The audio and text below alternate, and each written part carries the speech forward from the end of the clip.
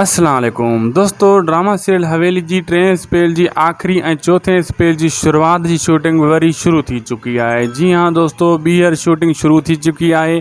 छाजे करे बरसातनि जे करे कुछ शूटिंग मुतासिर थी हुई। टियों स्पेल मुकमिल थी वियो आहे, बस थोड़ी 2-3 ॾींहंनि जी शूटिंग रहियल हुई।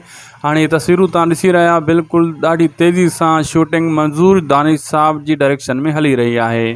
बेहतरीन ड्रामो है। ऐं ॿी तरफ़ दोस्तों तव्हांखे ॿुधाईंदा हलूं त इहो ड्रामो तमामु जल्द तव्हांजे साम्हूं हवेली वरी स्टार्ट थियण वारो आहे। बक़ाया क़िस्तूं इन जो स्टार्ट थी वेंदियूं। ज़बरदस्त ऐं बहितरीनु ड्रामो दोस्तों तव्हांखे ॿुधाईंदा हलूं त हाणे ॿिए तरफ़ पंहिंजनि जा किरदार जी एडिटिंग हली रही आहे। साम्हूं तव्हां ॾिसी रहिया आहियो वीडियोज़ में ॾाढी तेज़ी सां जेको लाला फयाज़ डायरेक्टर आहे, उन जी डायरेक्शन में हीउ ड्रामो आहे। साम्हूं तव्हां ॾिसो था उन जी एडिटिंग हली रही है। तमामु जल्द पंहिंजनि जा किरदार लाला फयाज़ ऑफिशियल ते अची वेंदो। इहो तव्हांखे अॼु पकीअ सां ख़बर ॾींदा हलूं। बहितरीनु ड्रामो आहे। पंहिंजनि जा किरदार बि सीरियल ड्रामो आहे, नंढो ड्रामो आहे, सुठो ड्रामो आहे ऐं वॾी महिनत कई वई आहे इन ड्रामे में बि।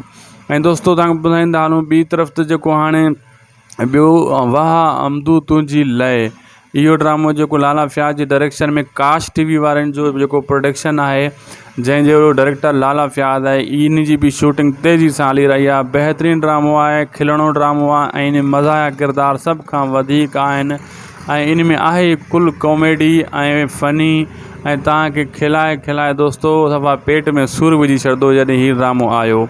उम्मीद आहे दोस्तों इहो ड्रामो तव्हांखे ज़बरदस्त ऐं बहितरीनु वणंदो ऐं बहितरीनु लॻंदो ऐं बहितरीनु ड्रामो आहे लाला फयाज़ जो। ऐं इहे तमामु जल्द लाला फयाज़ जी डायरेक्शन में अचण वारो आहे इहो ड्रामो बि। जेका बि अपडेट ॾिनीसीं दोस्तों, कंफर्म अपडेट तव्हां ताईं पुॼाईसीं। उम्मीद आहे तव्हां लाइक सब्सक्राइब शेयर ज़रूरु कंदा।